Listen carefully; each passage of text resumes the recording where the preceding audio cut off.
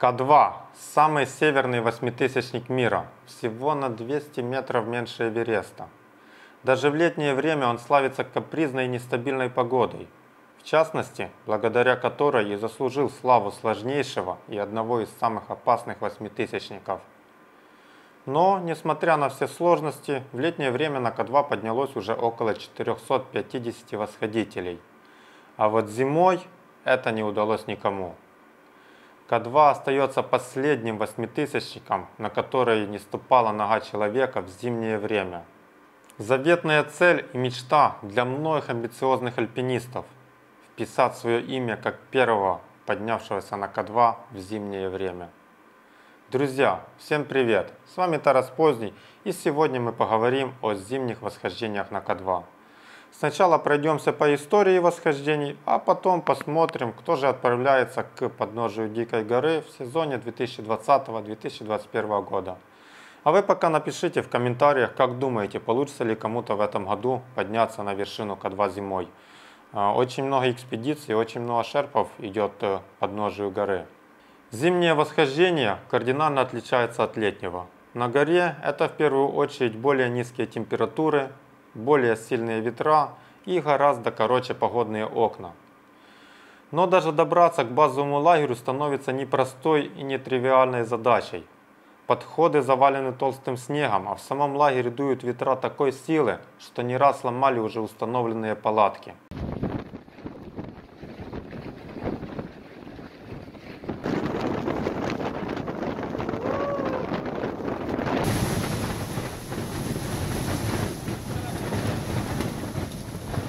Обычно большую часть грузов забрасывают еще с осени, консервируя ее там на несколько месяцев в ожидании прихода основной части экспедиции. Конечно, такая усложненная логистика не может не сказываться и на стоимости зимних восхождений.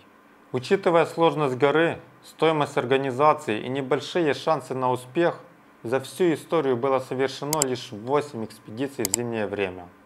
Давайте о каждой вкратце и поговорим.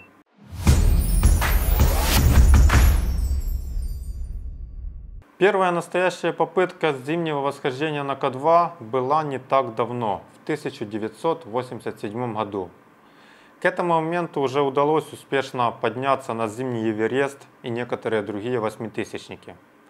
Это была международная экспедиция, но больше половины участников были поляки, в том числе и руководитель экспедиции Анджей Завада.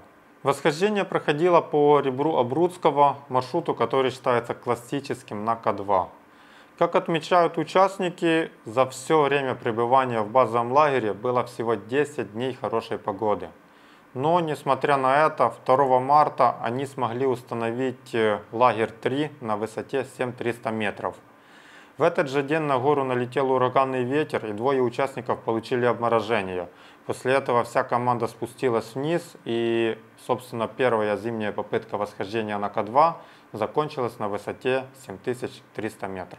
Вторая зимняя попытка состоялась через целых 15 лет, в сезоне 2002-2003 годов. И снова зачинщиком был Анджей Завада. За 2 года до старта экспедиции он сильно заболел и после 6 месяцев в больнице трагически умер.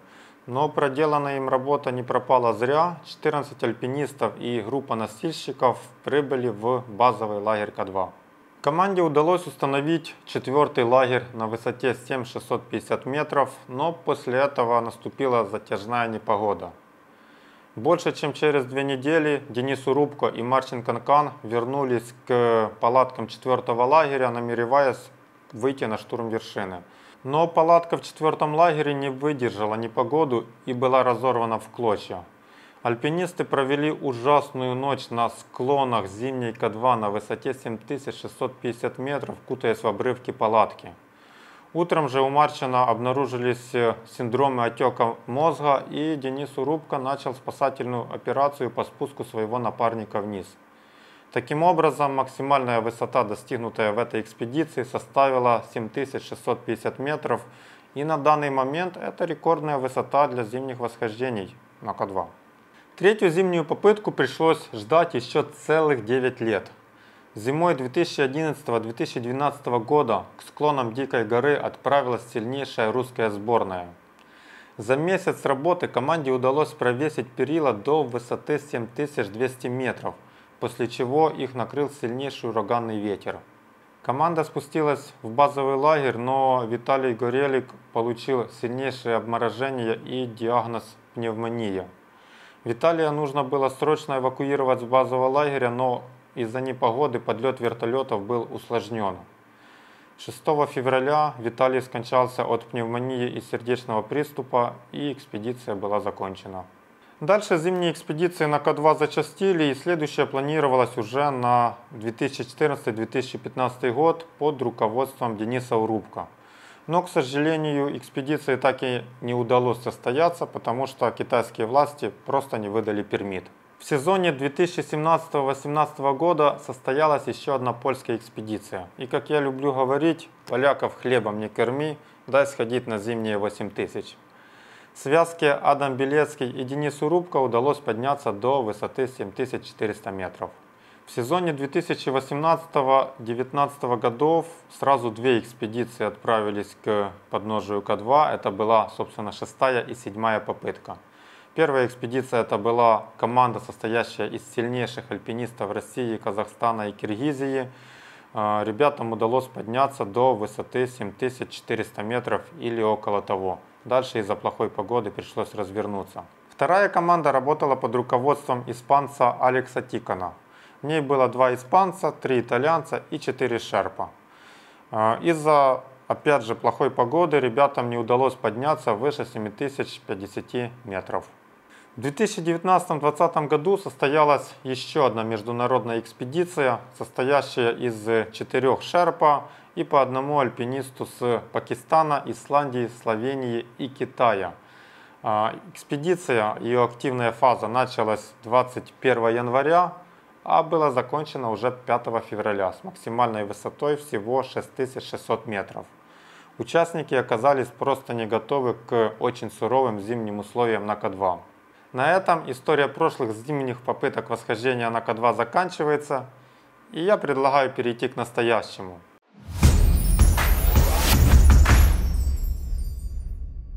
В сезоне 2020-2021 года к склонам последнего непройденного в зимний период 8000 отправляется целых 4 или 5 команд, и это при этом, что 2 команды уже отменили свое участие, так бы было еще больше. Посмотрим, возможно, в этот раз все получится, ведь к склонам горы отправляется очень много шерпов. Конечно, есть еще и много сильнейших иностранных альпинистов, но я лично почему-то верю именно в силу шерпов и в то, что именно они могут подняться зимой на К2.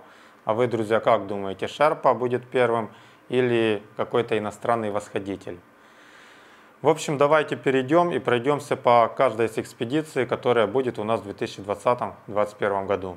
Первой в базовый лагерь К2 пришла мини-группа, состоящая с исландца Джона Снори и 2 пакистанцев Мохаммеда и Саджида Али, это отец и сын.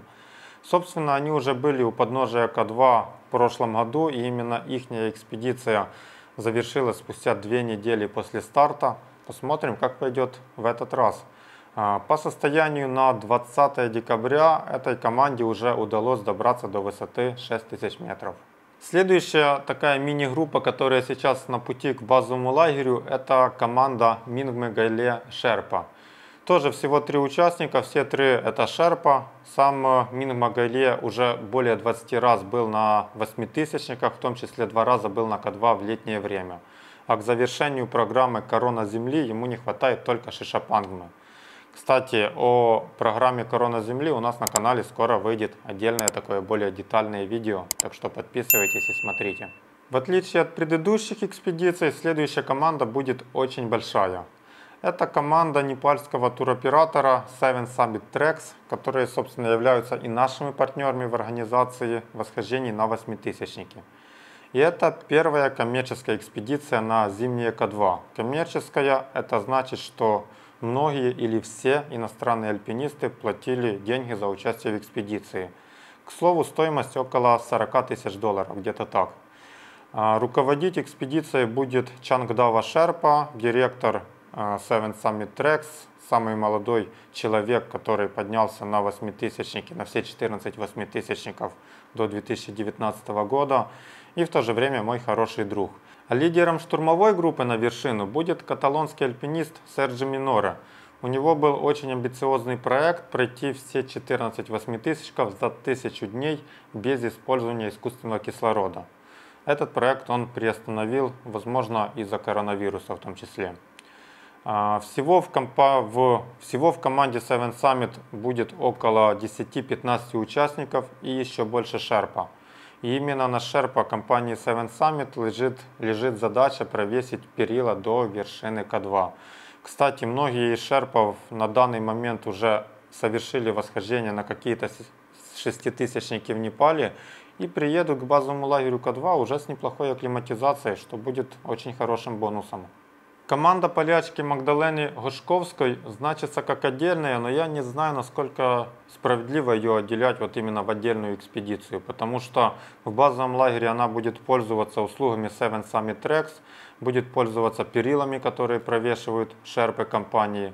Но тем не менее на горе Магда будет работать самостоятельно со своими 2 шерпами. Магда заявляет, что хочет подняться на К2 без использования кислорода, но, честно говоря, я в это не сильно верю. Скорее всего, кислород она таки будет использовать, потому что кислород дает тепло, которое так необходимо на зимней К2. Магда очень сильная девушка, с которой мы познакомились на склонах Макалу. На Макалу она поднялась, кстати, без использования кислорода. А в прошлом Магда даже была олимпийским призером в спринтерских дистанциях. Так что пожелаем ей удачи, пускай все получится. Ну и еще одна команда непальцев будет на К2 этой зимой. Это команда Нирмала Пурджи. Я уверен, что вы уже слышали о нем. Он сумел пройти все 14 восьмитысячников за рекордные 6 месяцев и 6 дней. Напомню, что предыдущий рекорд по скорости был 7 лет и 10 месяцев. С ним мы вместе были на Чиойо, там я записал интервью с ним, очень такое мотивирующее, рекомендую посмотреть. I climbed Everest again, then I climbed Lhotse, then I stopped at Namche for 2 days for a party, then I went and climbed Makalu. Yeah, I think so many, even many people made joke out of me, even some of my very close mountaineering friends. Сейчас же нету каких-то конкретных данных о команде Нимса, но я уверен, что он будет работать совместно с Seven Summit Treks, потому что именно они были организаторами всех его экспедиций во время проекта Project Possible.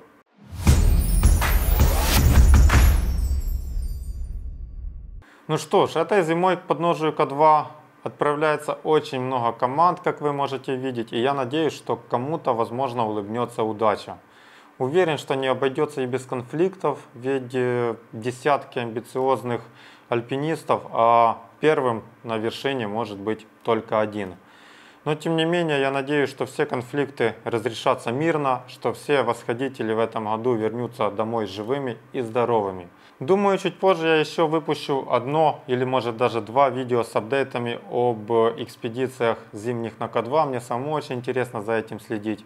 А пока, друзья, не забывайте подписаться на канал и пишите в комментариях, как думаете, получится ли у кого-то подняться в сезоне 2020-2021 года на вершину Чагори. И пишите, кто это будет шерпа или иностранный альпинист. Друзья, до встречи в горах, и если в горы, то с кулуара. Пока.